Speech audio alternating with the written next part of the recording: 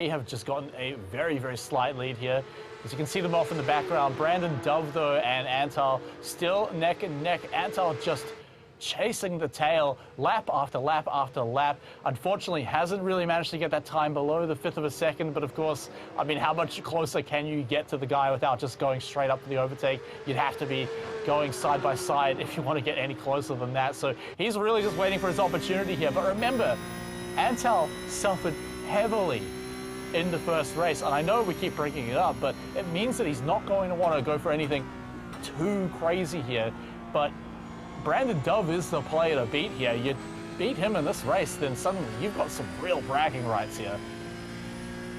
Yeah, absolutely. It's interesting watching how Antal's managing this, though. He seems content to just sit in behind Brandon Dove and manage the pace. He has the pace, so I wonder if he's just saving it towards the end of the race, but at the moment, just happy to sit there and not cause a fight. Because, you know, as soon as he tries to go for that overtake, they can end up slowing each other down, and that is what has happened to the drivers behind them, who have gotten a little bit of a battle, and now they're dropping away from the lead. So Antal maybe just trying to guarantee himself second place, and then later in the race, going to try and send it.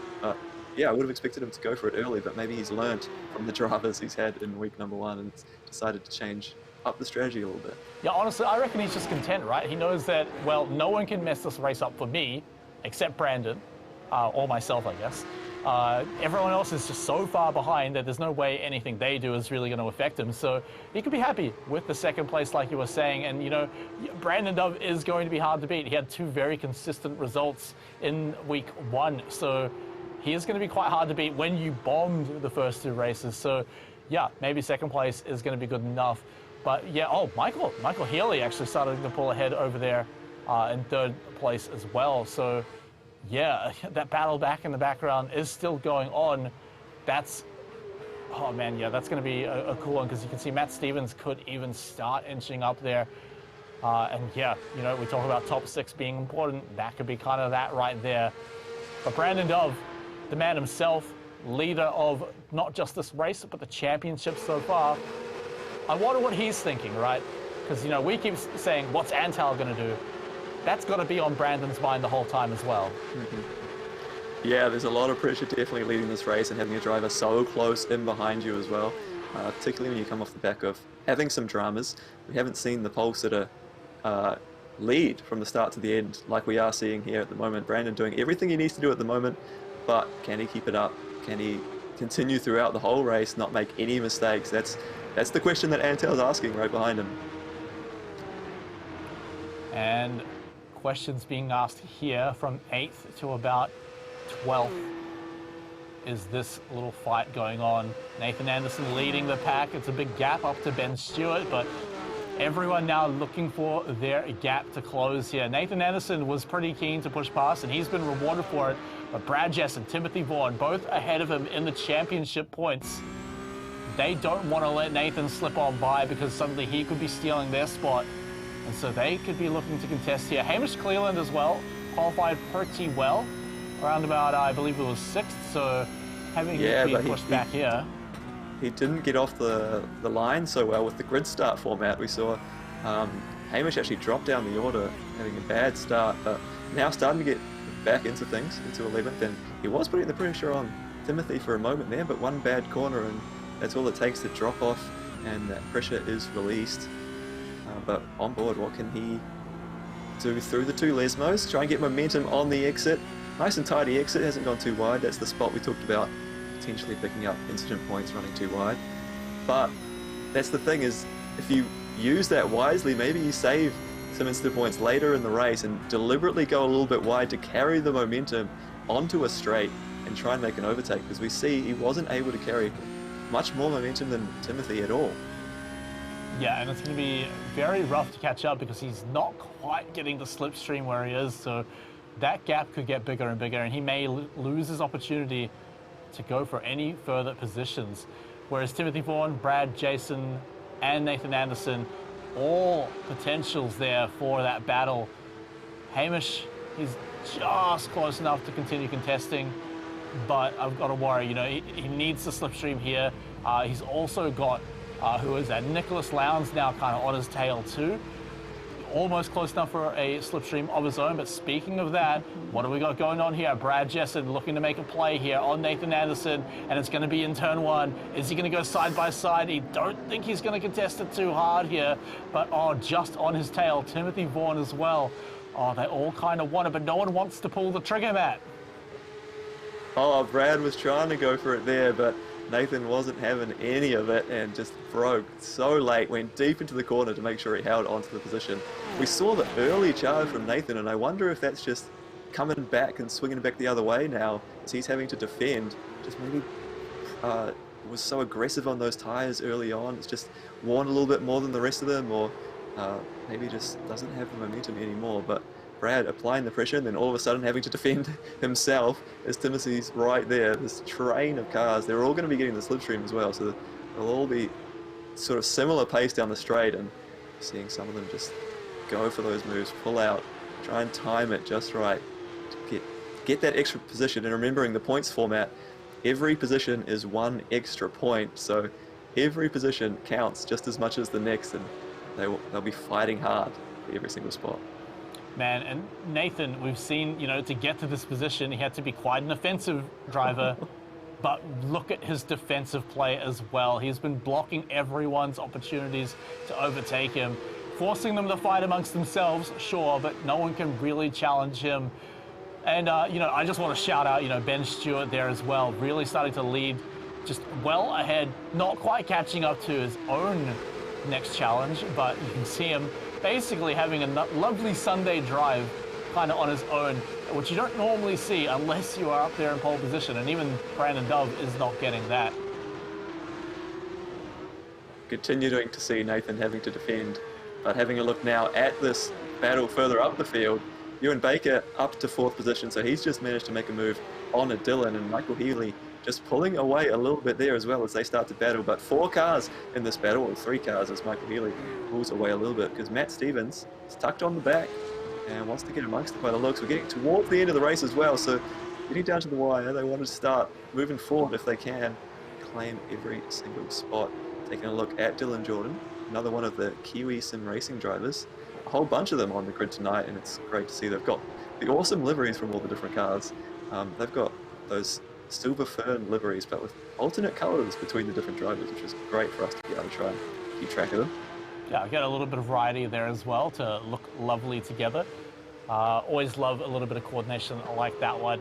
Dylan Jordan, I mean, yeah, he's probably okay with this position, right? Like, he's well, I say well ahead in points in the championship, but he's actually, only 1 or 2 points behind second, and then 3rd place is not very far behind either. So actually maybe getting some of these extra positions here, even just up to 4th, could be the difference maker for him at the end of the day. So those battles could be worth it for him. But yeah, there's still 6 laps to go for that. In fact, we'll be lining up for just 5 left now as we're going into it again. Once more, I mean, Antal, he's in about as best a position he can be to challenge pole position here against Brandon Dove, but he just hasn't been going for it, and I don't think he will.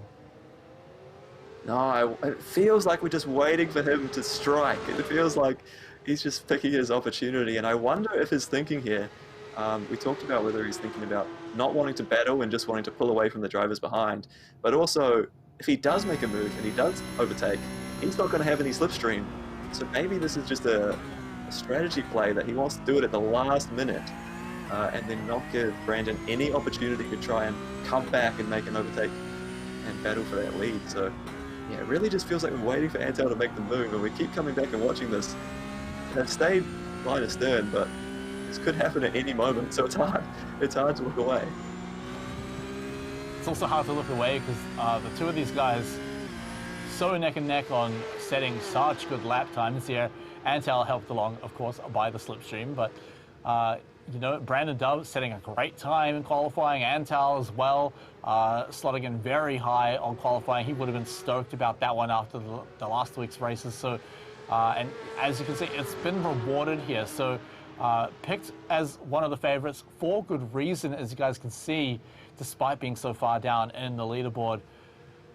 But yeah, like you said, it could just happen at any time. Look at the time gap between them just slipping closer and closer, getting to within a 1/10 of a second at times, and yet still no action being taken by Antal.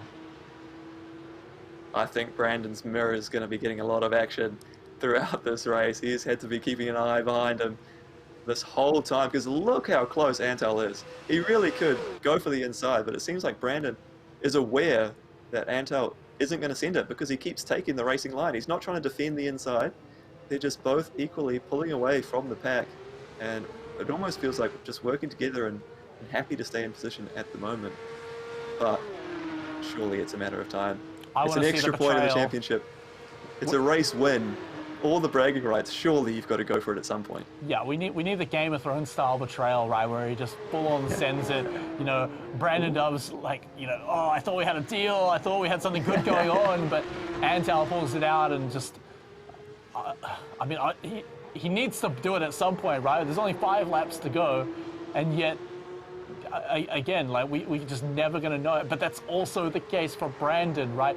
We might be sitting here confused, like, oh, he could do it any time. We never know. Maybe he just wants to sit there and be happy with second. But Brandon has to be asking these questions the same time. Like you said, he's been just taking the racing line. So maybe he's been making an assumption that Antal could take advantage of later on.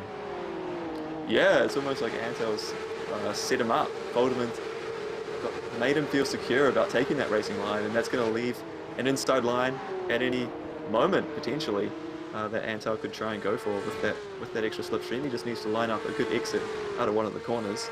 But this battle pack isn't finished either, as we have Michael Healy ahead of Ewan and Dylan there in 5th, and then it's Matt Stevens. Of course, this battle back here is Matt Stevens, Dylan, and Ewan going for it. Nothing between these either. Only 5 laps to go, as you say, so it's getting down to it now. Who's going to make the move? Try and get the extra spots. Antal did it. Antal did it for now. Oh. And this is what I was talking about. He's got the inside line because we see Brandon just taking the racing line, but Brandon around the outside hangs onto it. Great job there. Has he got a little bit of overlap to try and get up the inside now? They are going to go so inside, so now the race for the lead is all on. And they are going to be throwing everything at it, I'm sure. And Antal get just in front so he can pull across. Oh, to the grass! Oh no, drama between the two of them. Down the inside, Brendan's going to have the inside line. Antal might have just backed off there after shepherding him off into the grass and saying a little bit of an apology perhaps. But now it is all on. Antal showed his hand. He's shown that he's willing to go for it. And he's probably not going to be given such an open opportunity on the second time. Yeah, and like you said, we looked away for just about a second, and it actually happened. So, like you said, he played his hand. We all know that that's what he's willing to do, and Brandon knows too. But of course, the gap is ever so slightly wider. Perhaps he needs to take 1 lap to get to where he was before. But then again, with the slipstream, I don't think even that's the case. He's going to be able to have a go at it at any opportunity again, and perhaps it could become every opportunity as he knows time is starting to run out and the jig is up. This is it. I mean, we saw how close that battle was, the play coming in from Brandon as well to hold on to that spot, but we saw how close it was. But here goes Antal again, taking the outside, or inside. He's got the inside line there because Brandon held the racing line. So hard for Brandon, who doesn't know whether he needs to defend or not. He knows that defending is going to slow him down. But seeing the overtake, now the slipstream's reversed, and are we going to see a reverse overtake heading down turn number 1? Antal wants the inside, he is defending, but Brandon has the momentum to try and take it down into turn number 1. And we saw last lap how good he is round the outside into the chicane. Big braking zone, make sure you get it stopped and there's no contact. Oh, they do. And it's Antal who's going to emerge in front and lead once again. And now we have 3 laps to ask the question, how good is Brandon going to be when he's not sitting comfortably in first? He's going to have to be the one on the attack. You know he wants those extra points because remember, the top 3 are but a few points apart. And so he could really start pushing into that battle. Remember, he didn't have such a great race 1, or I think it was race 2 actually, where he suffered heavily. So he needs every single point here to hold off the players behind him. And yet look at that gap. Antal, he's starting to widen at Monkey Matt. I think maybe he might be able to even pull ahead. You can see how hard he's pushing. Great camera angle there to catch him, just going quite wide there, out onto the AstroTurf, using all the eggs that he can get away with if he can, and trying to build this gap to get ahead. Only 3 laps to go. He doesn't have to hold on for long, but he knows he's been sitting in the slipstream all race. He knows how powerful it is and how helpful it is to use that to make overtakes, and now it's being used against him. Can he keep pushing, keep going, and keep this lead? It's only 3 laps to go, so he just has to hold on to it for just that long. Brandon Dove managed to do it for such a long time, over 10 laps for sure.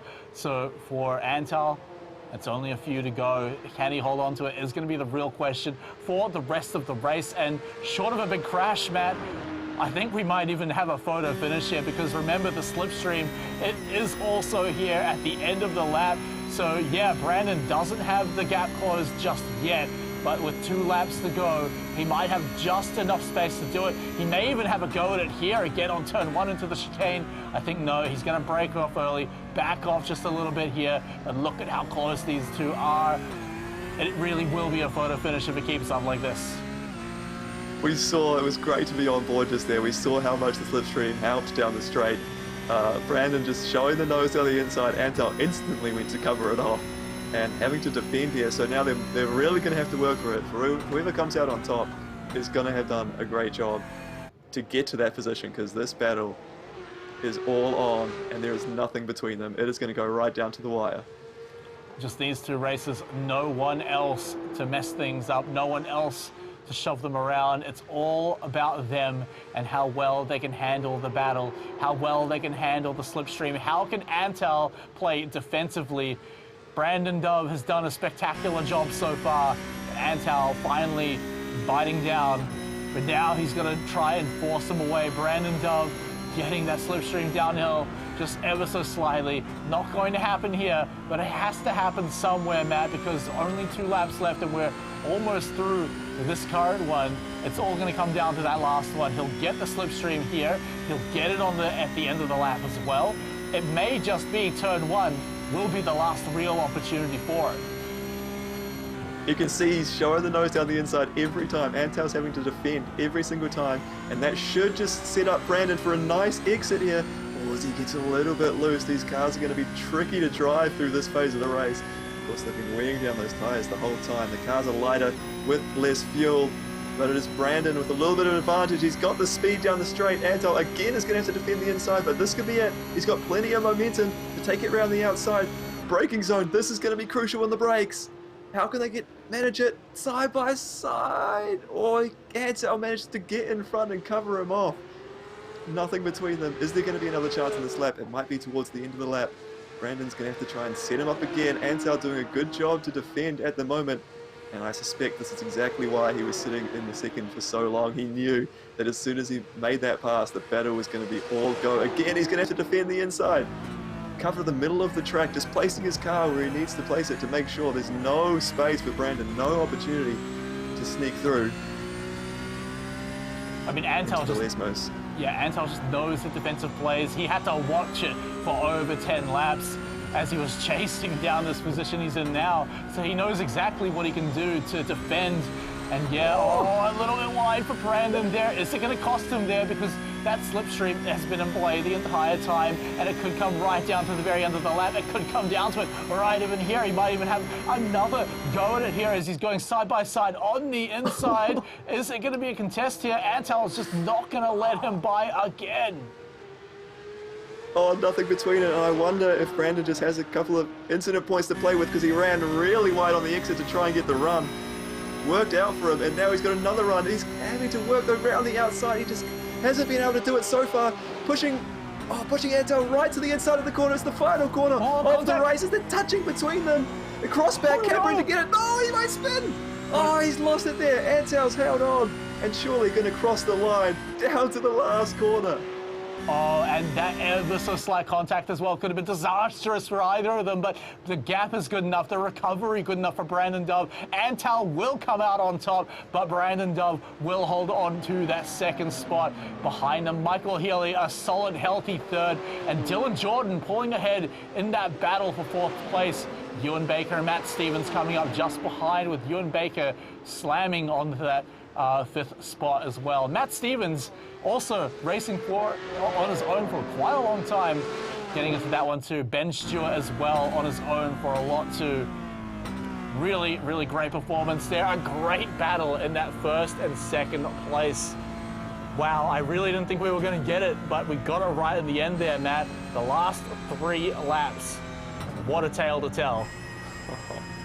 That was all go. That was awesome. That is the sort of battling we want to see, and the respect between the two of them as well, keeping it clean, giving each other just enough space. But it was Antal came down to the final corner, but he managed to hang on as Brandon got out of shape on the exit, putting the power down, and that is what cost him in the end, finishing up in second place.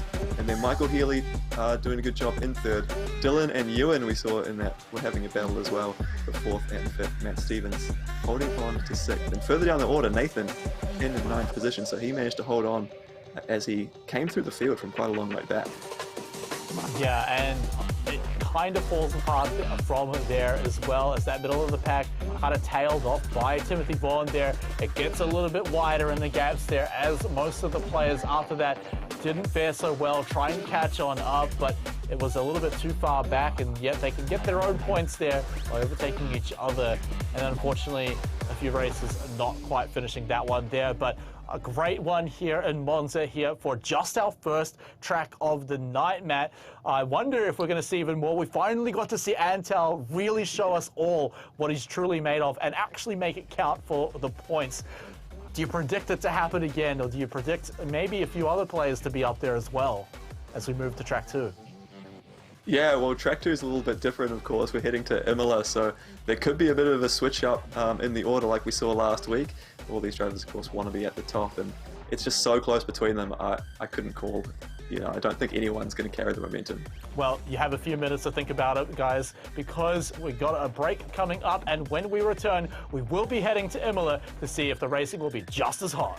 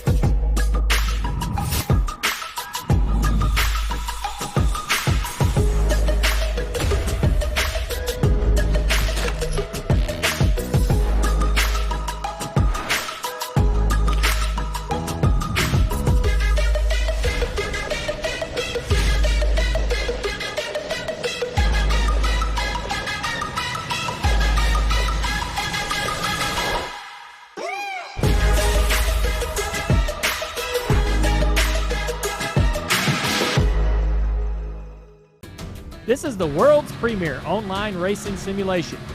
iRacing puts you in the driver's seat from your home computer with the most realistic online motorsports experience you'll find anywhere. Race virtually in the world's biggest events with officially licensed series, cars, and tracks. From the high banks of Daytona to the blistering speeds of Indianapolis, the dirt of Eldora to the world's most legendary road courses. It's all here, and with more than 180,000 people just like you already driving, you'll always have someone to race. Ready to get behind the wheel? Sign up at iRacing.com to get started.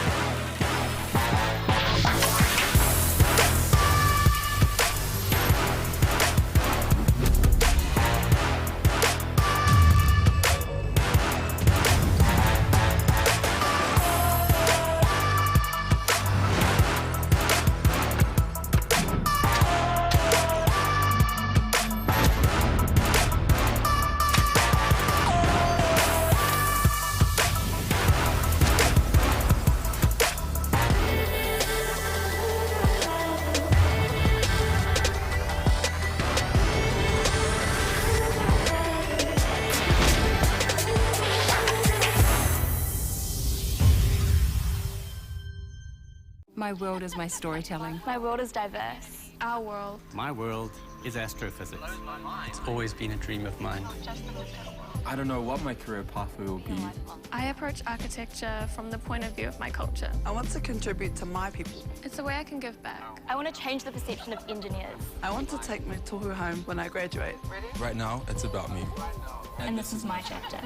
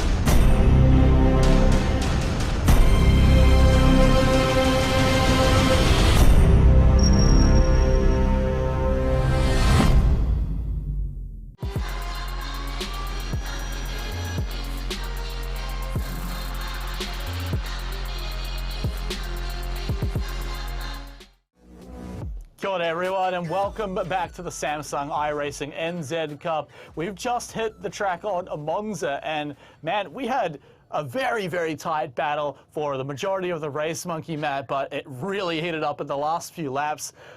I mean, just tell us all about it. Antal there just pulling out the trigger finger right at the end. Yeah, wasn't he just showing the patience through the race and then really went for it at the end and had to battle for it down to the final corner? There's nothing you love more as a race driver to see it that close towards the end, but he got the job done and crossed the line in the lead, although there's an asterisk next to that. Yes, and first, before we start talking about that, we're going to bring up the leaderboard because we want to see where things stand as we saw it drive over the finish line. So first up, let's have a look at how it turns up with one more track going in. Dylan Jordan still hitting up the top of the table there with a respectable finish in race number 3, but look just behind him, 2 points. Now Michael Healy slipping up there with Matt Stevens also still hot on his tail with a great finish there in race 3 as well. Ewan Baker finishing pretty well there, but still slipping back 5 points. Ben Stewart, Brad Jessen actually moving up there a little bit as well.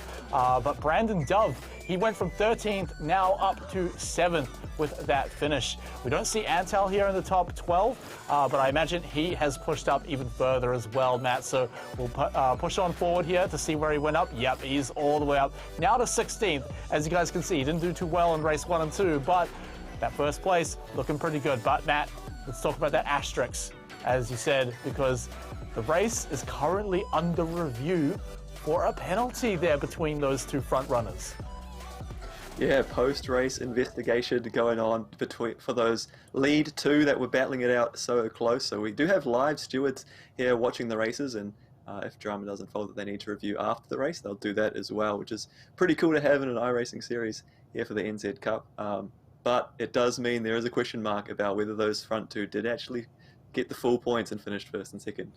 Yeah, and I mean, for Brandon, that is going to be pretty rough. But for Antal, that could almost cut him out of the competition entirely if he doesn't score very well thanks to a penalty. I believe, preliminary, thoughts on that would drop him down to almost 13th in that race. So that would punish him really heavily points-wise. So again, still under review, everyone. It could finish how we saw it, and I kind of hope it does because it was such a good finish, and I think Antal really deserves it after playing so well throughout that race. So I guess we'll just have to find out. But before we find out about what's going on with that, we do get to move on to our second track of the night. We get to move on to Imola and start talking about this one, Matt. How does this one differ from Monza? Are we going to get the great battle that we just had?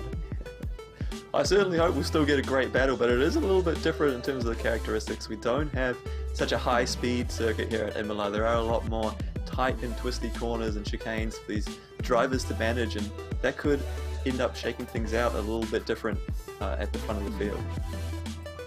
All right, well, I mean, I'm always up for a little bit of a shake-up, maybe not one so hard with the penalties, but, you know, some good battles, some good side-by-sides. We saw some great packs going on in Monza. Maybe we can get a little bit of a repeat on that one. That was a really good thing to see, where everyone kind of got to be involved a little bit on that one. So I guess we'll have to find out. Imola, another track that everyone kind of knows and loves here, but like you said, you know, perhaps a little bit slower. The slipstream is definitely played a lot back on Monza, so here on Imola, there'll be opportunities, of course, but we're jumping on now, live on the qualifying here. It's basically just begun, so we'll have to wait a few minutes to see our very first track qualifying times here, but are you expecting anything to really change up here in terms of the grid position at the end?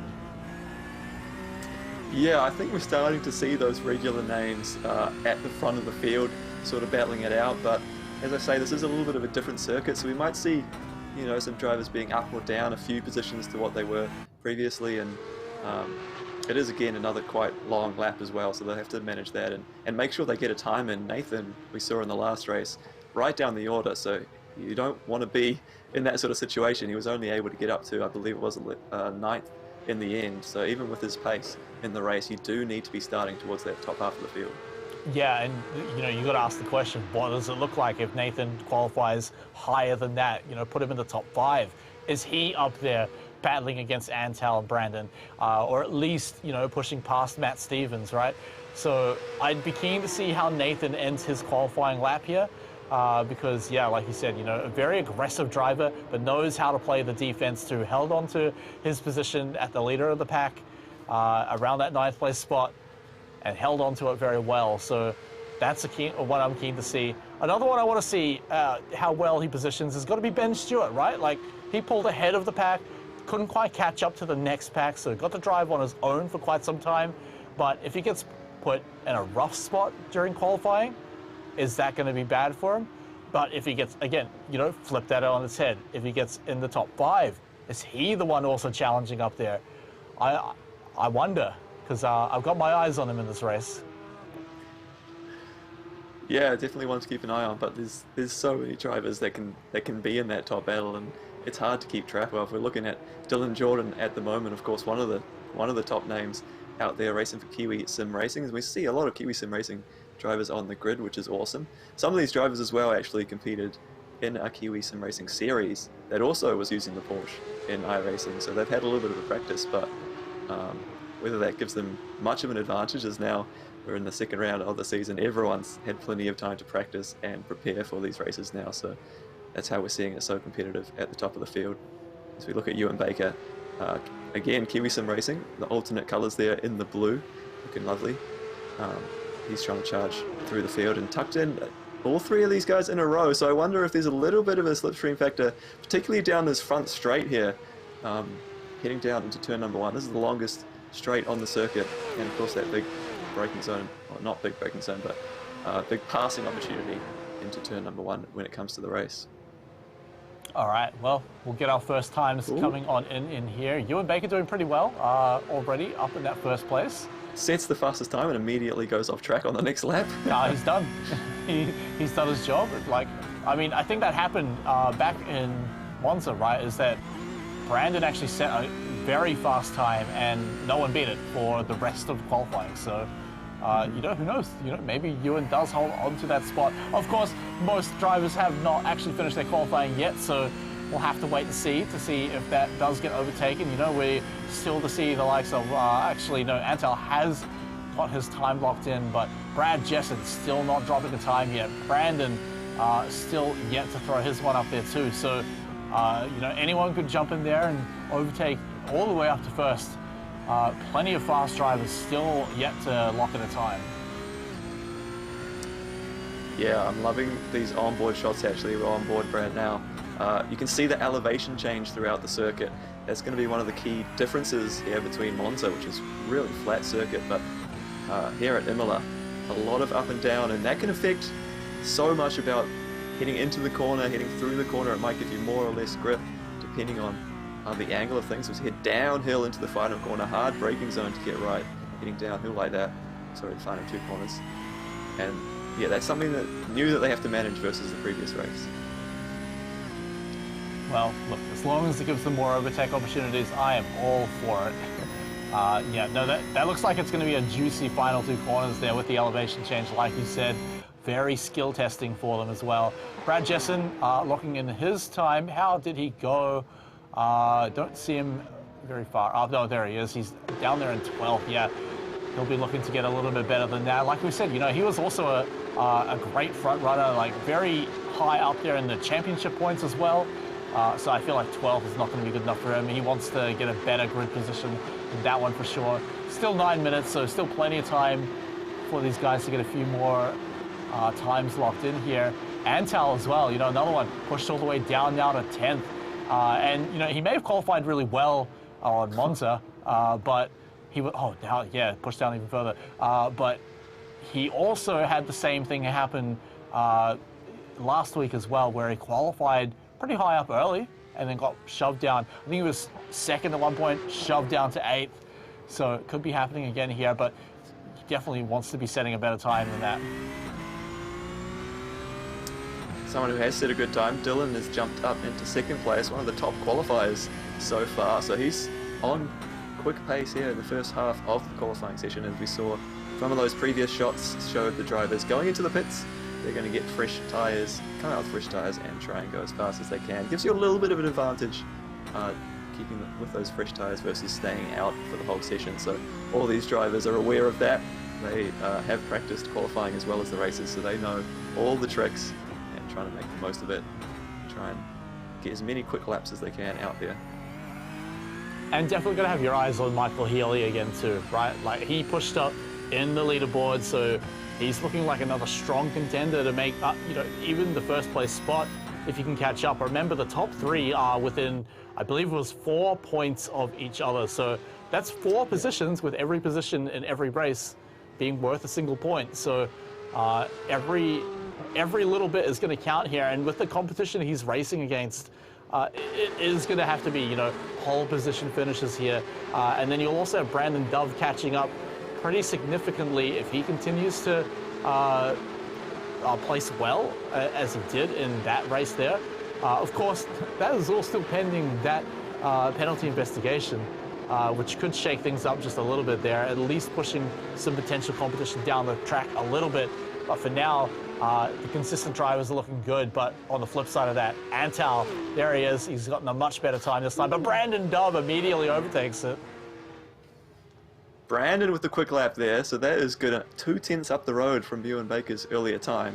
He, of course, qualified on pole in the previous race and was battling for the win. He's back in here for race number 2, so one of the drivers that looks like he's really put in all the preparation for this round, and he's here to fight for those top spots. Yeah, wow. I mean, good to see those guys push up there a little bit. Yeah, I mean, again, I'm still going to have my eye on Michael Healy for this one, but 5th place in the grid will be quite rough for him, and it could show the value of getting to qualify very highly, right? Brandon and Antal, they were on their own for a lot of that race. In fact, I'd say 90% of it, right? So they weren't really contested by anyone else. Brandon never got the pull ahead of Antal because, you know, he was never having to battle anyone behind him. So grid is going to matter quite a lot for sure. So getting those ones up there, very important for Antal, Brandon. But anyone pushing up further is going to be a good question that I want to see. You know, again, Ben Stewart, a driver I always talk about. 6th is pretty good, but I just feel like if he got a good grid position, he could really start challenging these guys on the front. Yeah, Ben Stewart just feeling like 6th position would just be on the back of that front group again. But it is a position where he could tuck in with the front group and pull away. It was great getting a lap on board there with Brandon. We can see how well he was managing those curves. It wasn't just an in-lap in the end by the looks, but just managing the curves through getting such nice, tidy lines through the corners, and that's where he'll be finding that little bit extra speed versus the competition. All right, a few more coming on in, but I don't think we're seeing the grid change too much out of any of these times, which isn't too much of a surprise. See you later, Dylan. Hopefully you don't mess anyone else up. Just reverse off the track and get out of the way. Good job. He can probably take a rest, to be honest. 4th place of the grid, pretty good, although he does have time to come in and give it a go 1 or 2 more laps, I'd say, with that overtime. So he'll probably go and give it another go. 4th is all right, but, you know, this is a driver who is, again, fending off that 1st place spot, you know, defending it pretty hard in the championship. Only a few points behind him, so every position is going to count for a lot for that player. Remember, at the end of this championship, the difference between 2nd and 1st is $350. So you're really wanting to make every single race count when the championship is that close in points. Yeah, definitely every race counts. And that big spin there, I think what we're seeing is he's got a good time already on the board, and then that gives him the freedom to just absolutely push and take those extra risks. The risks didn't pay off on that occasion, but it hasn't cost him too much because he did already have a time. So that's the beauty of setting a quick time early. And that allows him, I think he should have enough time to gather it up, get back around and head out and try one more time again, as we see Michael Healy has moved up the order just a touch, and Timothy Vaughan using a lot of the curve through the chicane there. Yeah, Timothy Vaughan, you know, we saw him actually go for some pretty aggressive battles in Monza. That was really fun to watch. And a lot of them also involved Nathan Anderson, who is qualifying a little bit further up the grid this time. So again, like, that's another driver to be watching out for because he pushed really well aggressively and defensively in the early part of the middle back kind of pack. So now that he's at least in the top half, or top third, should I say, he should be looking as another strong contender. Will he push past Brad, Ben, maybe even Dylan? You know, like, in that position of the grid, he could be looking to gun it up a little bit further there. Starting to get to down to the wire now, less than 3 minutes to go in the qualifying session, and one of the names a little bit out of position is Matt Stevens. In the Championship 5, he's just been bumped down to 15th, as some of the other drivers go faster, so a little bit of pressure on Matt Stevens here to try and set a good lap time right at the end of the session. Yeah, I mean, for sure. Like, we were just talking about how important all these points are. He got pushed out of the top 3 after the last race, just ever so slightly, thanks to, you know, only getting, what, 5th? So, you know, that's going to punish him just a little bit. I didn't see his name. Oh, his name did move. Now he's up to 11th, so a little bit better. But of course, you know, he's going to want much more than that, and he's got 1 more lap to do it. It's got to be pretty much perfect. So that's really the big improvement that, you know, he's going to be looking for. So yeah, keep an eye on his time as the final laps are starting to come through. We did see, like, what was it, 2 really big final lap finishes in overtime to change up the grid at the very last second on Monza. So we're definitely going to want to keep our eyes on it at the very end, because, you know, one of those could be Matt Stevens to pull in at the top. But if we stay as we are, how are you liking this grid so far, Monkey Matt? You've got Brandon and Ewan right at the front. Antal is going to have to fight a little bit harder. Do you believe he can still push up to the front? Yeah, we've seen it a few times from Antal. He seems to hover around that 5th place in qualifying, but then gets a great start and manages to move forward in the early laps. So I wouldn't be surprised to see something similar here when we do get towards the race. But yeah, definitely don't count Antal out, even down in 4th. But like I keep talking about, it's... Oh, there he is. Oh, not even in 4th. So that front 2 could be the same battle once again. What a treat. What a treat. We're going to get it again. I'm really excited for that one. Poor Ewan Baker. I mean, he worked really hard for that one. Unfortunately, now pushed back a little bit, but is a driver who can contest against these guys at the front. But we know Brandon and Antal like to pull ahead very early and have their own battle. We'll see if it happens again. Someone else that just pulled ahead, I think, just then was Darren Lobb, sitting in 5th now. So another one who we don't really see up there very often is going to get a little shot at glory to see how well he can battle it with the guys at the front. Ewan Baker as well, a little bit angry that he's lost his 2nd place position. So he's going to be able to finish up at this last lap as we just move on into the overtime of it. Everyone's going to have a little bit of time to finish off their current lap. Should be no problem with that one. Ewan could be looking to improve it. Another one that we were talking about was Matt Stevens. 11th, probably not good enough for that guy. He's probably looking at least top 8 that he wants to be sitting in. Obviously, further up the better. So keep an eye on his time to see if it changes. In fact, he's even been pushed back down to 12th now. So yeah, another one that he's probably really hoping this last lap is going to be good. Ewan Baker definitely travelling a lot faster than I believe it's Pluck in front of him, but was it fast enough to gain any spots?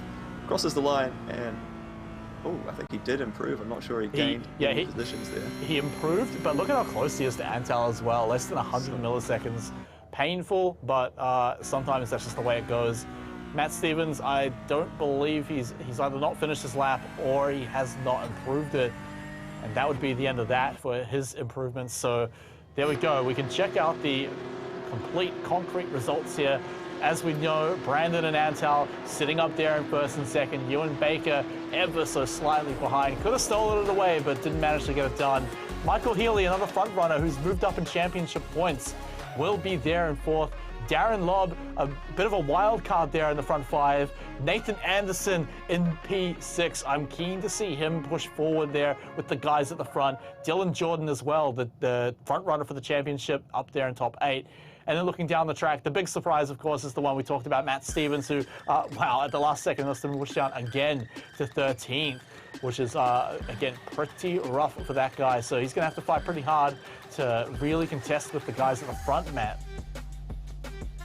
Yeah, he's got work to do for sure from that position, and that's going to be tough. It's maybe going to be trickier here to overtake than it was in the previous race, so to see what he can do from there. But the big talking point at the front, we're going to resume the battle we saw in the previous race. Brendan versus Antal. They're trying to come back in this championship. They've both got the comeback story going, and they're out the front again. Yeah, I mean, like you said, the rough week 1, but week 2 has been nothing but glory for them. Of course, that's the qualifying now done. We'll get into the actual race, get all the drivers lined up in the grid. That's going to be coming up after this break.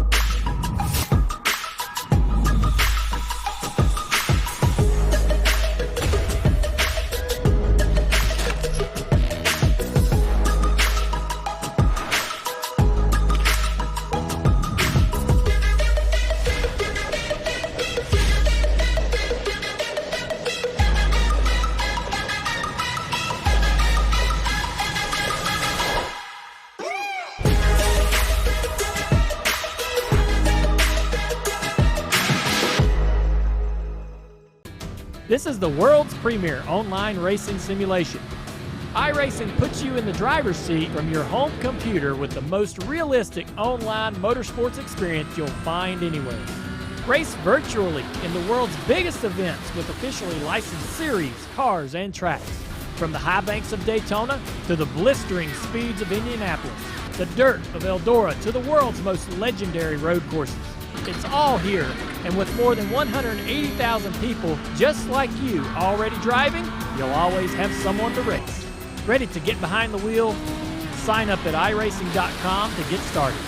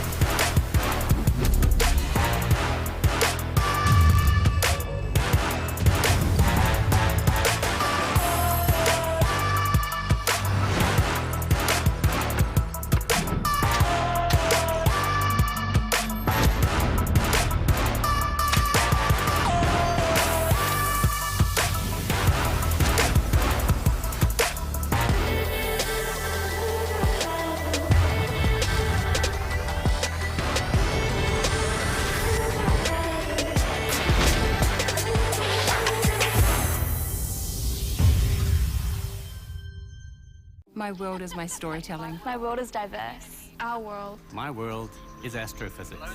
It's always been a dream of mine. I don't know what my career pathway will be.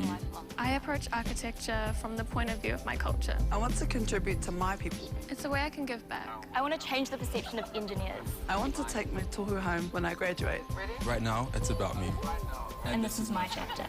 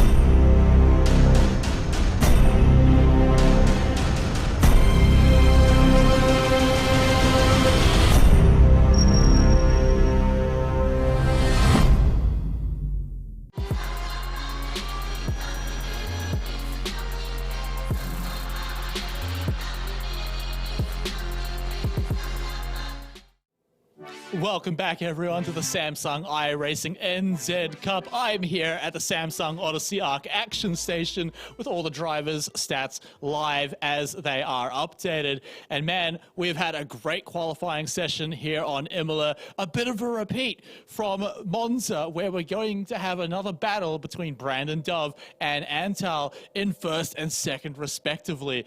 Really great qualifying times from them. A few other drivers sneaking in. Ewan Baker just shy in that third place spot in the grid. A few wild cards to watch out for as well are going to be Dylan Lobb, not normally seen up there in the top 8, sitting there in 5th. And then, of course, 8th, I think it was about 8th, as we saw Brad Jessen, another one who's going to be another front runner there, and Nathan Anderson as well, sitting very well in qualifying times. Going to be very exciting to watch for, as very aggressive drivers could shake things up a little bit. But I've got to say, Monkey Matt, all eyes have to be on those two front runners coming into Imola. We had such a great battle with them in the first race, so I'm really excited to see, what are you expecting here as we go into Imola? I was thinking the change of track might change up the order a little bit, but as we head to Imola, it's the same front two as you mentioned, and it is going to be all go again for another 19 laps here at another Italian circuit for the Italy round number 2. So it is Imola, of course, and it is another big turn 1. Should be a little bit safer than some of the previous rounds we saw into the first corner, but throughout the lap, elevation going to play a key role, and then also the curves again could be a factor, so keep an eye on penalties. But we have the grid order as we head into race number 2. It is Brandon Dove ahead of Antal Rafael Sabo. We're going to be keeping close eye on that battle out in front, but then Ewan Baker, he wants to get amongst it. Michael Healy, another regular towards the front. Darren Lobb, Nathan Anderson, we talked about what can he do if he qualified better. Now he's got that opportunity here in this race. And then Dylan Jordan, Ben Stewart in rounding out the top 8. Timothy Vaughan got a good lap time in at the end of the session to move up into 9th position. And then Carl Sampson, the name on this list that we're keeping an eye on though, Matt Stevens. He's in the championship battles, but he's out of position a little bit in 13th. Can he try and claim some extra points and move through the field from there in a dangerous spot at the race start? Of course, getting caught in battle is such an easy thing to get caught out, but he'll be looking to try and keep it clean in the early phases. Towards the back of the field, we've got EM in 17th, Ella Puck in 18th, Enrico, Hayden and Brody rounding out the field. 21 drivers here today. We do have a couple of drivers missing. Hugo Allen and Richie Stanaway, of course, over racing in Bathurst, but we're not thinking about that tonight because it is here at Imola, race number 2. We're about ready to go, Smite. How are you feeling ahead of this one? Look, I have got my eyes right on those front two runners, right? We had such an epic battle on Monza, so why would it be any different here on Imola? Such patient play from Antal. But the question is he going to be trailing in second place for the majority of this one, or is it going to be Brandon Dove pushing ahead again and holding him off for the entire track? I want to see how aggressive he gets and how early on. So we're just waiting for the drivers to jump up into the grid. Apparently it's called gridding, so let's go ahead and see them all grid on up here. Once again, just boop into existence here as they all come in. I can see Ben Stewart's car. It's that deep blue one. No one else picked the deep blue. I love deep blue, but as we all come in here, are your eyes anywhere but those front two, Matt? No, it's definitely all on the front two. Can they get a clean getaway? Can they pull away from the rest of the pack as we saw in race number 1? Or is one of the drivers behind them going to play spoiler and get a good start? Grid start, tricky thing to get right. Of course, you got to try and get off the brakes, drop the clutch at just the right timing. Don't want to spin the wheels too much, of course, as well, but all these drivers now focused on exactly that. The last moments here, as they sit in their sim rigs, they'll be getting that focus in, and getting a feel for their pedals, making sure they're all dialed and ready to go as we're about to go racing. Yeah, Antal just coming in there. I mean, I was a little worried he wouldn't come into existence, but here we go. The race is beginning here on Imola. Like you said, 1 and 2, all eyes on that, but you've got to watch Ewan Baker on the tail as well. And the drivers are off, and immediately it's Brandon Dove pulling very far ahead as Antal plays defense against Ewan Baker, but Ewan's having none of it. He wants to push on forward, going side by side behind them. Darren and Michael Healy also doing the same thing. Everyone wanting to have a little piece of the pie here, Monkey Matt, but it looks like we're starting to straighten things out here for a few of them. Reasonably clean getaway there from everyone, so they slot into single file now, and it is Brandon who got the jump on the field, heads out in the lead of the race ahead of Antal. Ewan tried to get amongst it, but wasn't able to get the move. Now as Darren was thinking about the inside into the hairpin, not an opportunity on this occasion, but they start to file down and sort themselves out. That mid-pack battle is going to heat up as there's places going up and down, as you would expect in the opening lap. Ben Stewart and especially Nathan Anderson playing quite aggressively on a few of these turns. I say that, but it's just aggressive compared to what everyone else is doing. They seem to have decided their order, the single file like you mentioned, but I feel like Nathan Anderson, he's going to be one to push forward and a player to watch for sure. Darren Lobb, another one that I said could be a bit of a wild card up here, already up into 4th place, can just hold this for the rest of the track. That's a long one to do, to hold on to it, but if he can manage it, he'll be very happy with these amount of points that he can score and maybe start being a championship runner himself. I'm interested to see in these opening stages how close the drivers are able to follow, and whether someone like Antal, who isn't second again, whether he's going to opt to just stay in position, as we saw in the previous race. A little bit trickier here. They don't have the slipstream quite as much, so maybe a different strategy going to come out at the end of it. But opening laps, Antal sitting in a very familiar position where he was sitting second place for the majority of the first race. Yeah, and I call Darren Lobb a bit of a wild card, but actually he's doing extremely well on the championship points, so he will definitely want to be holding on to this spot. He just hasn't been hitting those first and seconds, but I mean, when you're up against Brandon, Antal, even Dylan Jordan, who is a bit further back at the moment, it can be quite tricky. Ewan Baker also now trying to get up in the battle, but with Antal pushing that gap even further, it could be a little while before we see him have a bit of a go. But Antal close enough now to start battling against Brandon and could contest him. Got that magical 200, 300 millisecond gap between them. That's where, if he gets enough of a slipstream, he could be starting to push forward, maybe break a little bit later, maybe go a little bit more on the inside track. We'll have to see. He took a long time to have a go at Brandon last time. How long will it take this time? And already those front two just pulling a little bit of a gap over Ewan, and the front gap's opening up a little bit through the field. This mid-pack battle, though, this is where the action is at as we look at Brad in that bright yellow car with also close in behind him. Oh, there might have been contact there into the chicane as well. Oh, I love a bit of contact. At least I do. It's always very exciting. But yeah, I mean, that could rough a few guys up in the middle of the pack there. Brad Jessen, another really big Wildcard, who could be a bit of a front runner there.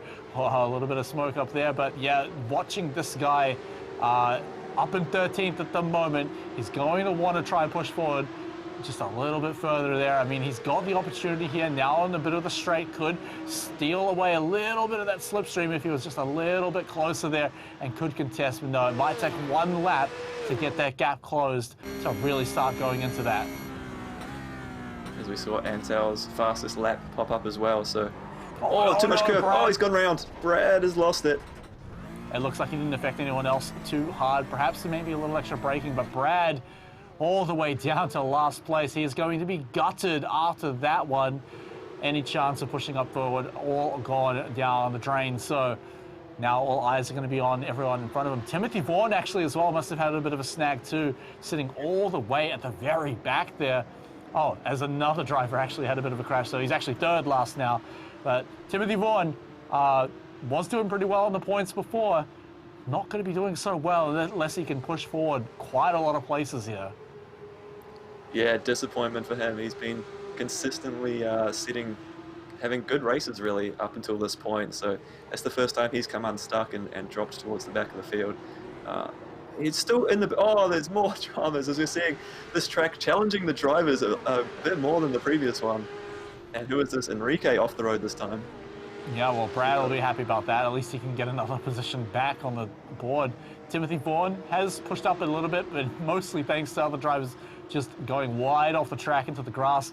He's got a few people that he can overtake here, but he needs to get some of these positions back if he wants to be in contention in the championship, or maybe needing to get a few pole positions in other tracks like some of the other races, opting for that kind of strategy.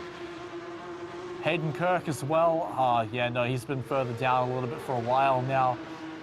Has managed to push forward up a little bit along with Mandela Pluck as well. Thanks to a lot of these crashes, if they can hold on, they could score some better than average points for themselves. Maybe even challenging up the bottom of the pack there a little bit. But yeah, man, Timothy Vaughan's going to be the real victim in this one here, losing his shot at, quite a lot of points. Yeah, he has tucked into the back of this battle though, so there's opportunity to try and gain some more spots. And as we say in the championship, each position is 1 point. So every spot that he can gain back will be helpful towards that. But at the moment, this is the battle. It's up and down the field. We love to see it, even though these guys are down towards the back end of the field. They're still having good racing, close stuff between them, and I'm sure it's a lot of fun for these guys. Yeah, and that's another thing, right, is all of these guys love sim racing, right? They live and breathe it. We've seen actually a few clips from some of their setups, and they vary quite a lot as well. Who was it that was playing on VR? I think it was Dylan Jordan playing on the VR set as he pulled in first position back in week number 1. And that was so cool to see, just him with the VR set on, absolutely living and breathing it, literally in the track itself. So I wonder how many other players are jumping onto that VR as well, because that's one of my favorite things to see.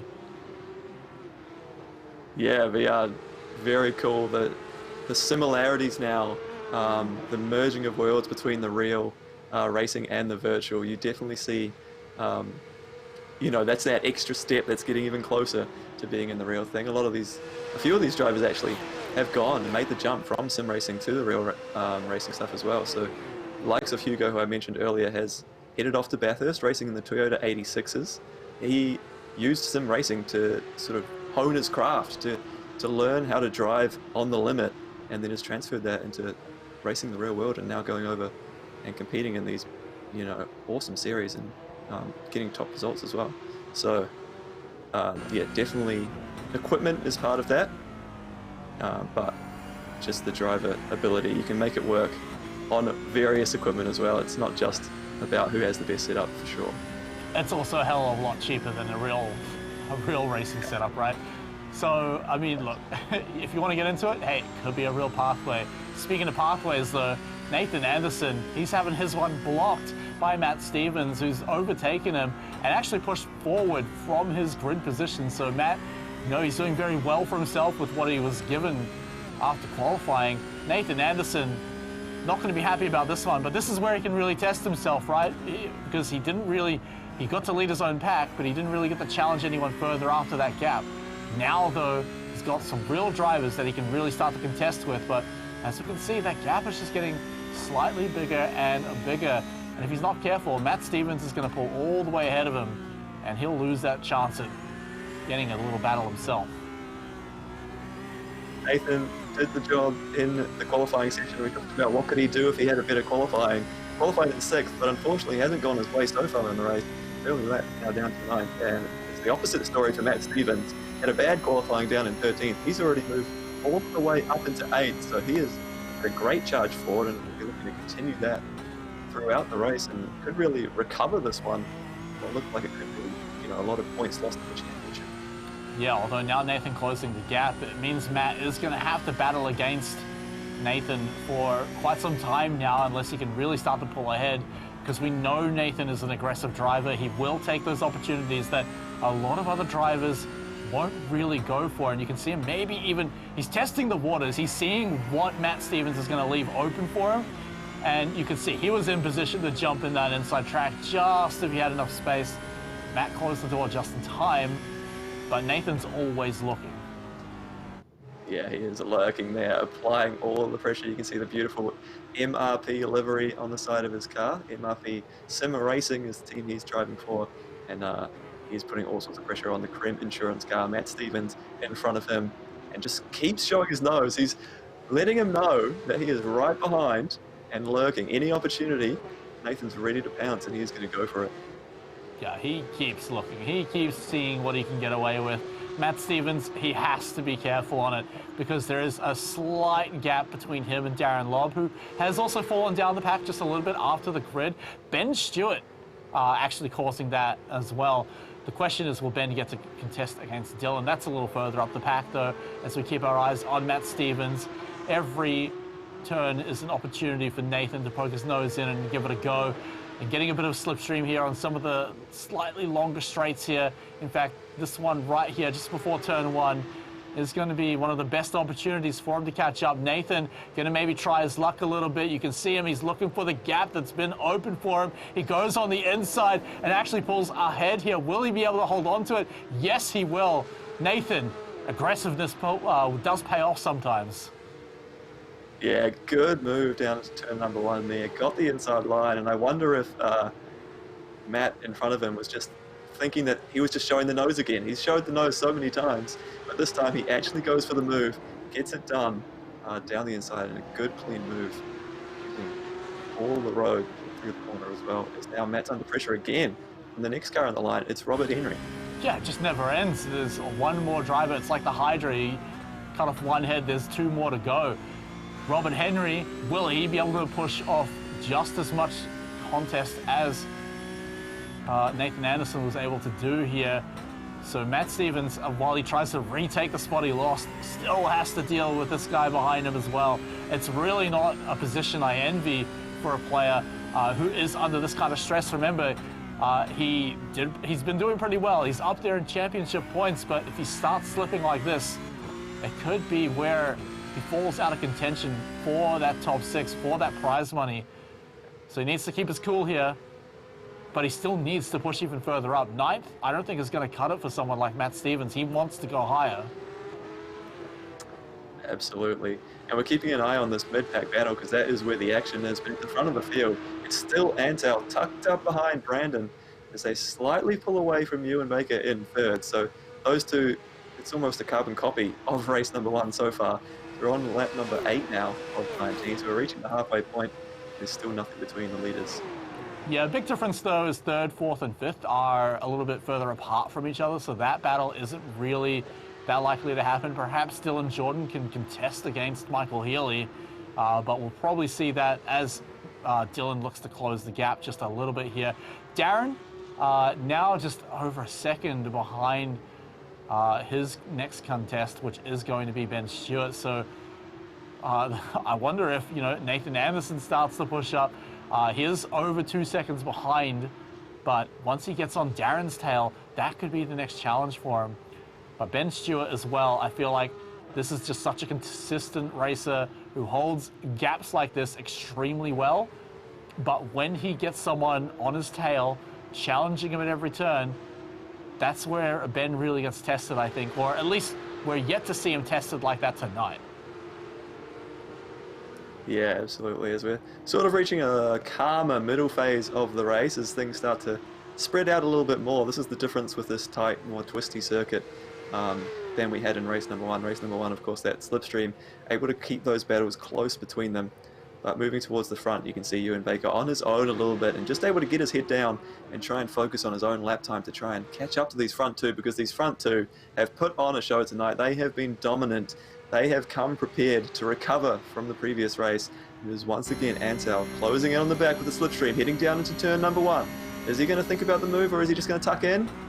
Oh, he did show the nose a little bit, so making sure Brandon's awake there, but doesn't quite go for it on this occasion. Nah, mate, it's not the final 3 laps, so we're not going to see him do anything until then, right? He wants to do the same play. He likes to make it interesting, right? Antal's certainly a player for the crowd, I imagine, but yeah, Brandon Dove, he will be a little bit more cautious than he has been back in Monza for the majority of it, right? He knows that Antal will challenge him and is always there to do so. So Brandon, he should be looking to play a little bit more defensively, but we know that Antal can catch him off guard occasionally, as long as he can find that little gap. And the question is, will Antal actually look for it before those final 3 laps? You talk about tire wear as the track goes on, Matt, and is that what he's looking for? Is that what Antal's moment really is?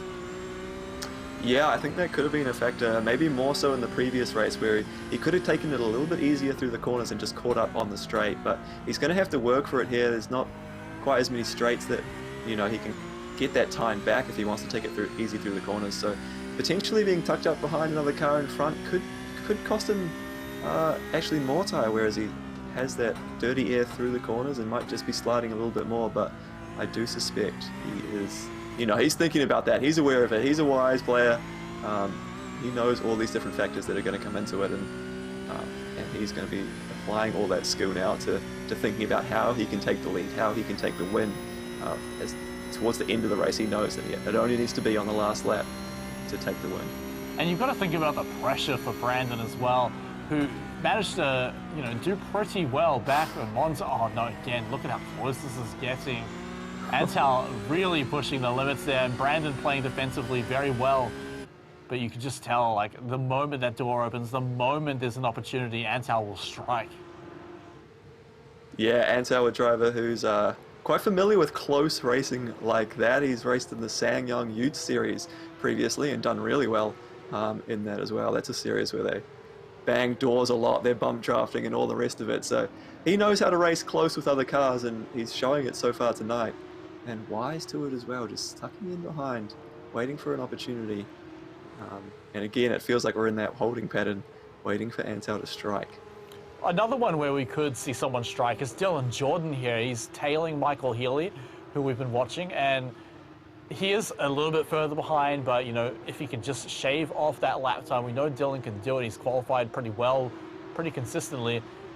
If he can get that opportunity himself, he may look to overtake Michael Healy, because, again, both of these players quite high up. In fact, Dylan is, you know, first place in the championship points. So if he starts to lose them, remember, the gap is only a few points in the top 3.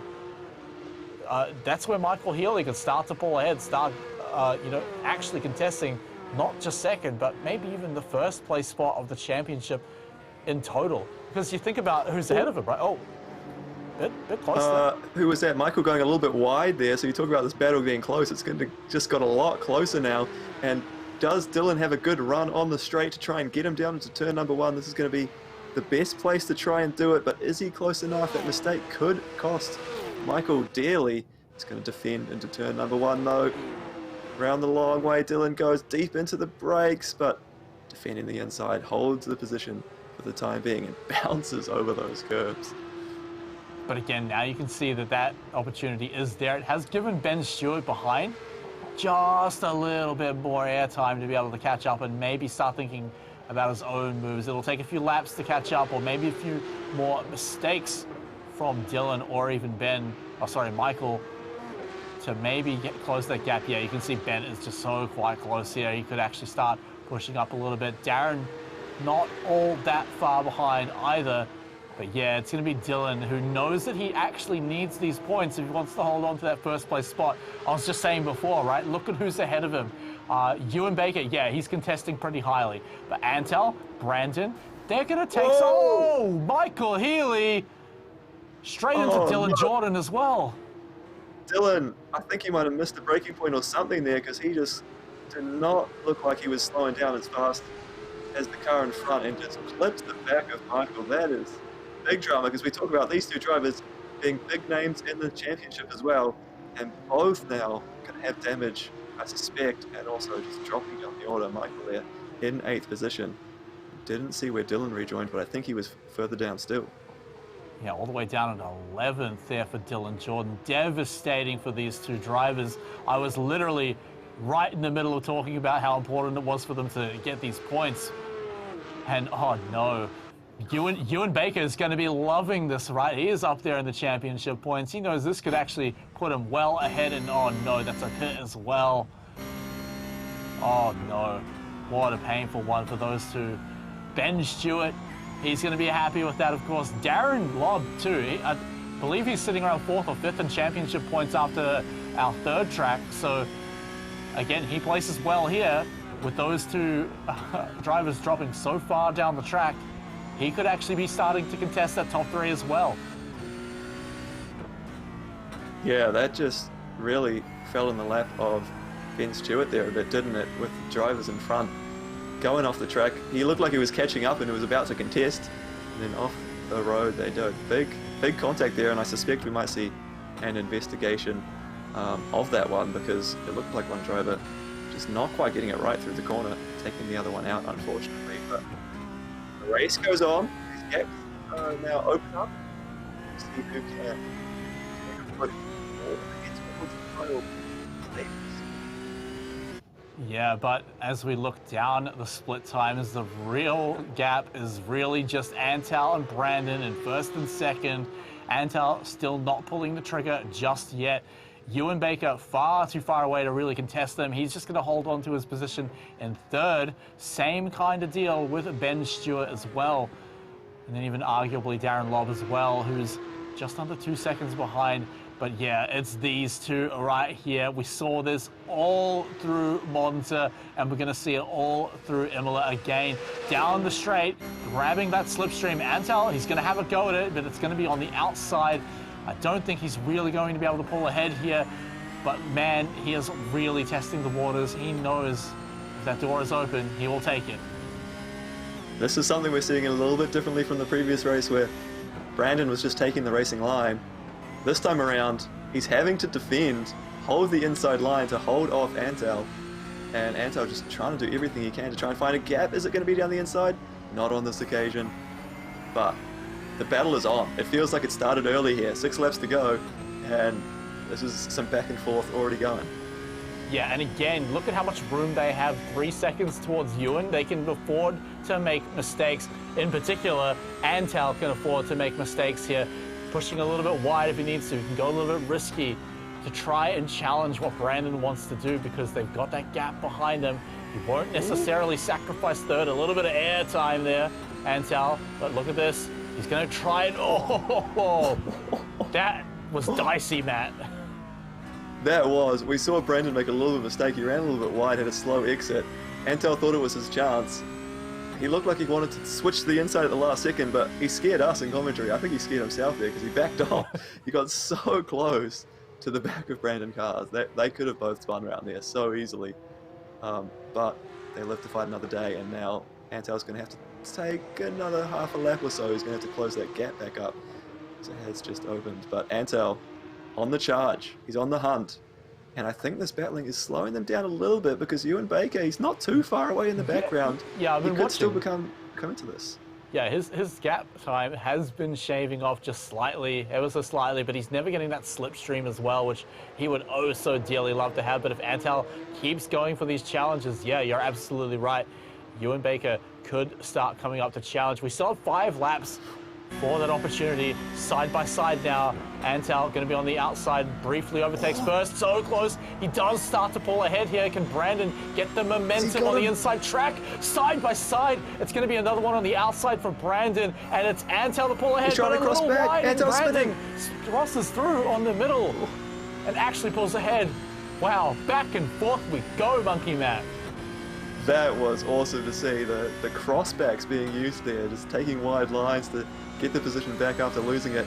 And then in the end, Ansel just lighting up the rears a little bit, coming out of that hairpin, lost the spot. Brandon slips back through. This fight is on, and this is bringing Ewan right back into it. This is probably exactly why Ansel wanted to hold off making moves early in the previous race, because they are slowing each other down, and this could end up being a three-way fight if they keep at it like this. Yeah, Ewan Baker dropped about half a second to about maybe 800 milliseconds there.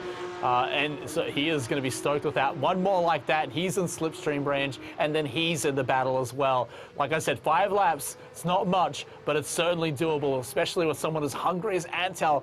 Now going to have to be constantly looking for these gaps. He knows these windows are limited.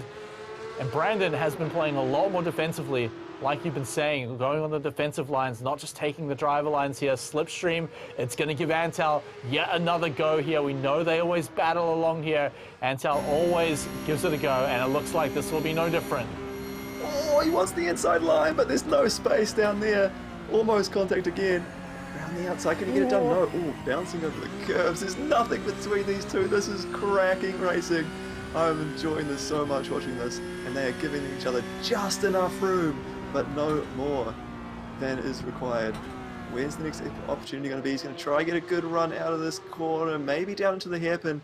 I suspect he's just going to have to tuck in behind on this lap. Ewan Baker. Can he find somewhere creative, maybe? Is there some new opportunity that Brandon isn't expecting where he can find a spot to overtake? I swear Antal would have taken it by now. I mean, he knows that he's still got 5 laps. He's had enough opportunities to show that, yes, he can manage to pull through, but great defensive driving from Brandon shuts it down each time. Ewan Baker is slipping closer and closer there. He may be in contention as well. One more failed attempt like that by Antal, or one that doesn't get him into pole position, will open the door for Ewan, who will only have a few laps to do so, but he will be able to have his opportunities too. And again, I must reiterate, Ewan is further ahead on the leaderboard than either of these two front runners here. Brandon and Antal not having a great week 1 means that Ewan's door is open to perhaps even pull ahead to the top of the championship here.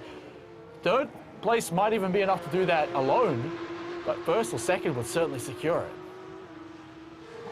Ewan's got to think, oh no, has he got a drive through? It's got to be a penalty. We've talked about him coming unstuck in terms of picking up those incident points and collecting penalties. It's happened to him a couple times already. Has it happened again tonight? Looks like it has, and that has dropped him out of that battle. I was just going to hype up how exciting that was, but that is just going to put an end to that, just like that. Yeah, we'll get confirmation soon, guys, to find out what exactly went down, but yeah, I'd say it's got to be the drive-throughs, right? But Ben Stewart now coming up on a little bit further. He's going to be locking in 3rd. That's going to be great for him. He's got a great performance compared to what usually happens. Nathan Anderson as well. Aggressiveness paying off as he now leads again his own little pack of drivers. Hitting in 5th will be pretty good for him, but he's got Matt Stevens on his tail, who has also pulled ahead quite far after that not great qualifying position, and he'll have to beat Nathan Anderson. It looks like that will be the rivalry for them in this section of the race, but Michael Healy, another one right up there in championship points, won't be satisfied with the 7th place. So all 3 drivers here will be battling here, and it's going to be all about who gets slowed down, who gets to get the fights, and importantly, who gets the overtake. So while our 1st and 2nd place battle might be over there, Monkey Matt, this one here for 5th is certainly still on.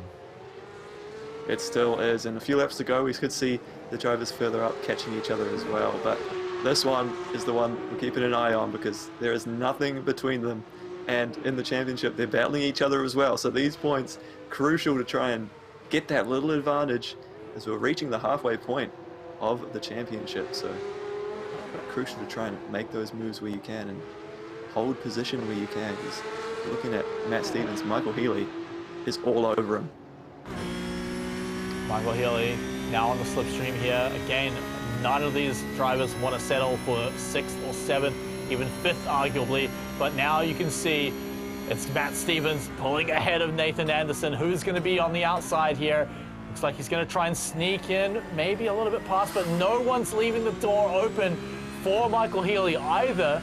And neither will get ahead. We're going to stick to where we were just before, but you can see they are going for it. Oh, Matt Stevens, he is looking for every possible chance to slip on in the inside, maybe snag on through one extra position here.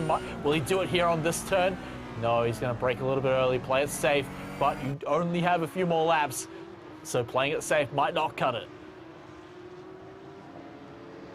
Matt is wanting to go for moves. He's wanting to take alternate lines to try and set up the driver in front, set up Nathan for an overtake, but just having to keep in his mind that there's a driver behind him who's willing to sneak up into those gaps if he leaves anything open. So eyes forward and eyes back. It's a tricky position to be in, trying to keep that awareness and make sure you're not losing any, not giving up an easy overtake behind you. But now he's opened up that gap behind. He's all aggressive forward. Where is he going to try and find the next opportunity, the next chance? Oh, as he slides coming out of the hairpin. Yeah, a very slight one. You could just see the gap that has now opened. Nathan Anderson going to be pretty happy if he noticed that one. It's still certainly doable. Slipstreams are still a thing. So Matt Stevens will still continue to contest it, but it's going to take him perhaps 1 or 2 extra turns to do so. Those are times where Nathan Anderson can continue to stay safe.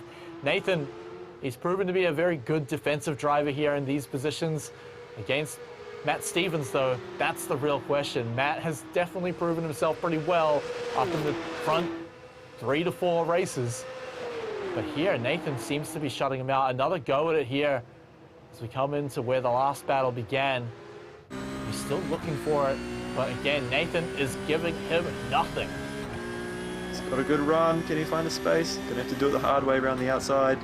Late on the brakes, not on that occasion, but if he can set up a good exit out of this right-hander. Oh, a lot of curb from both of them. They managed to get away with it. He wants the inside, you can see. Oh, there's contact behind him maybe. Got all sorts of out of shape. You could see on the steering wheel he was having to put the opposite lock in to gather it back up. They managed to get out the other side somehow, reasonably unscathed.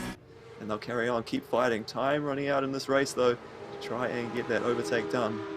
Yeah, that's a real heart-in-your-throat kind of moment for Matt Stevens there. Great recovery, though, and it's those kind of moments that make a driver consistent there. So again, he didn't quite get that overtake that he was really looking for. A bit wide there for Nathan Anderson. Could give Matt an opportunity as he goes nice and far forward. Over into 4th place here, as someone must have dropped off. Was that Michael Healy dropped off? Must have been from earlier, but yeah, this is even more important now for 4th place here. Matt Stevens pulling ahead here. Nathan Anderson almost just letting him go by. Did we lose the leader perhaps? But yeah, that was a bit of a mistake there from Nathan, and that is what Matt Stevens is waiting for. He bounced, came on through, and now he has that spot, and he's going to have to defend now for the final lap.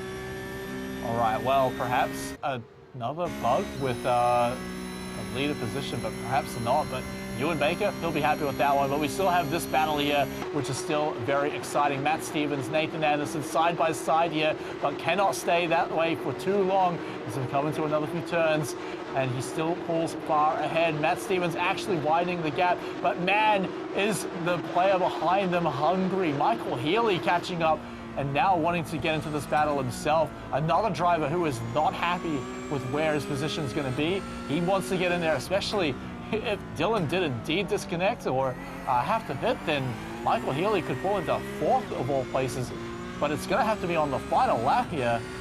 This is the last chance for these guys. I've just had confirmation in my ear as well that Brandon got disqualified for not serving his penalty. So Brandon from the lead of the race, he was looking comfortable, and he is gone. No way. I mean, not even going to get any points, I believe, or at least the very minimum here.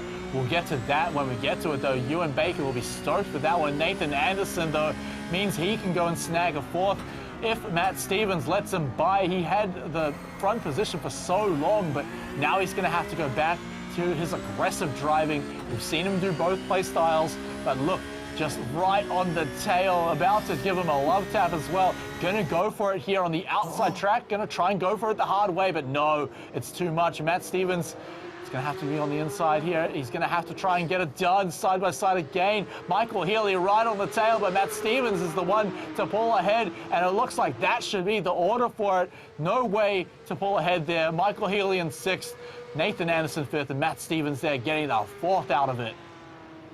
Oh, and right down to the final corners again, battling it out for 4th position. That was a cracking final few laps there between those three. Love to watch it, but drama at the front. Again, we Matt. saw this in the previous round. There's people getting knocked out, whether it be penalties or having those incidents, and we've had both here again in race number 4 of the season. Wow, wow, wow. We didn't even have time to talk about it with the battle for 4th going on when, you know, it was the battle for 6th, and suddenly now there's even more on the line for it. So the end of result of what has happened here will be quite a lot. Another one to note is, you know, Antal, with his penalty, managed to come all the way back into 10th. So not the worst result, certainly better than being disqualified for the race, you must say. So he might be just holding on by a thread with his championship points, but you mentioned it before.